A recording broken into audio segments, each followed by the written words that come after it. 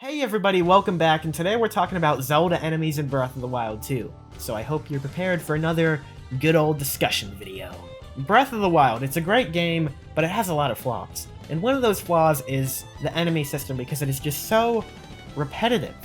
You know, you have your Bokoblins, your Moblins, and your Lizalfos. And that's mostly what the game has to offer, right? Because that's the main variety. I mean, we have stuff like the style variants of all of those, and then Guardians, Octoroks, Choo-Choos, Keese, Lynels, Wizrobes, yes, Cuckoos, Yiga Foot Soldiers, Yiga Blade Masters, Cursed Heads, and Peblets, but that's kind of a small variety, especially for a world that's like,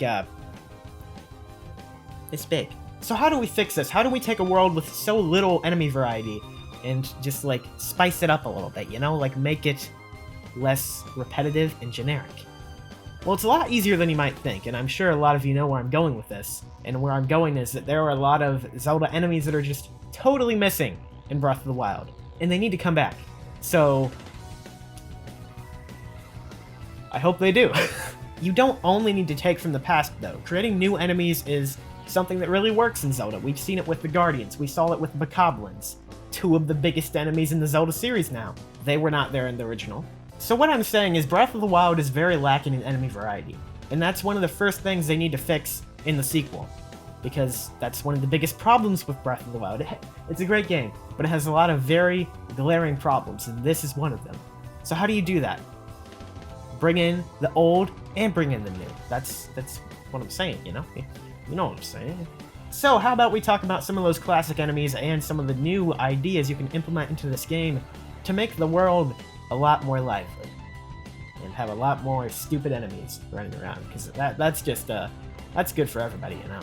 So I got a list of Zelda enemies here that are missing in Breath of the Wild, and there are a lot of like really big names here, like things that if you think of Zelda, that's what you think of. Those are the enemies you think of. Like if you're fighting Stalfos. Like, what the heck? There's no Stalfos in Breath of the Wild. There's whatever the heck those things are, Bokoblins, Lizalfos, and Moblins, but no regular Stalfos, which is something you need to fix. Make a style enemy that's just, like, not 2 hits and dead. And then we have some classics like Tektites, Levers, Peahats, and Like-Likes. These are for, like, enemies that have been there since the beginning, and people love them. I love them. I would like to have them back. Like, especially the Like-Like. With the weapon system in Breath of the Wild, you can make that very interesting, because everything is so easily losable. So it could, like, literally just swallow your sword forever, I guess. Well, that's a cool idea. Use it. There are some classic enemies that don't seem to make much sense coming back in Breath of the Wild 2, like Beamos, because they were replaced by Guardians, Wolfos, because we actually have real wolves now, and even the Wallmaster, because, I mean, it seems out of place. I love you, Wallmaster. I love you to death because I hate you so much. But, like, maybe it's just time to die off, you know? And then we have more modern classic enemies like Skulltulas, Darknuts, Iron Knuckles, Pose, and, Dekubabas. It's Breath of the Wild. Like, you're out in the wild. Why the heck are Dekubabas not there? That's just absolutely perfect. But getting back to the Darknuts, Iron Knuckles, Skulltulas, and Pose, those are all, like, huge names in the Zelda series. If you think of a spider enemy in video games, like, you think of Skulltulas. That is the quintessential spider enemy. And it's been dead. Like in Breath of the Wild, it wasn't there. It's been in, like, every recent 3D Zelda game. But it wasn't in Breath of the Wild. What the heck? I want them back! So that's a few of the enemies missing in Breath of the Wild I would love to see in Breath of the Wild 2. But what about new ideas? How can we expand upon what we already have? How can we take it to the next level, you know? Well, I don't have too many ideas, but I have a few. First of all, the best way to add new enemies is to expand on the concepts we already have, which I'm thinking of Malice and Sheikah Technology. Those are two areas where there's a lot of potential still to be had, and I think you can make a lot of really cool enemies just based off that. Just, like, take those ideas, incorporate them into enemies, and make them better. Except this time, don't just make them like a floating head. Make them like an actual Malice beast or something that's actually cool, you know? And then Sheikah Technology, there's, like, endless possibilities there. Sci-fi and fantasy, when those clash, it's always a good thing. So, I don't know, make an attack helicopter with the goblins that have laser guns that are like Gatling guns on them. I don't know. You can do that now because of Sheikah technology, so, the possibilities really are endless. One big thing that's unique to Breath of the Wild in the Zelda series is the wildlife. There are a lot of possibilities for just creating new enemies by taking from the real world and putting animals and stuff in it. You know, like, we have a bear, but what if we had a polar bear? I'm just spitballing here, but seriously, there are a lot of possibilities just by taking a look at the animal kingdom in the real world and bringing some of that into Zelda, you know? As far as brand new creature ideas go, I don't have too many ideas. I'm gonna leave that up to the designers who know what they're doing, but just based off what I saw in the recent video we did on the Sheik game, the canceled Retro Studios Sheik Zelda project, there is some cool ideas still out there to be had with Zelda enemy designs, and I think that you can still push much further with how awesome the designs of these enemies can be. So there's the old and the new. What could be missing? The weird. Zelda's got a lot of weird and out there enemy designs, and we've already talked about a few of them. But I want to bring special attention to a few forgotten enemies that are just so weird and so great, and we need them back in the main series. Did you know that in Zelda 2 there's an enemy called a Daria? And that enemy is literally just an alligator with a hatchet and a mohawk. And if there's anyone in the audience not excited by that,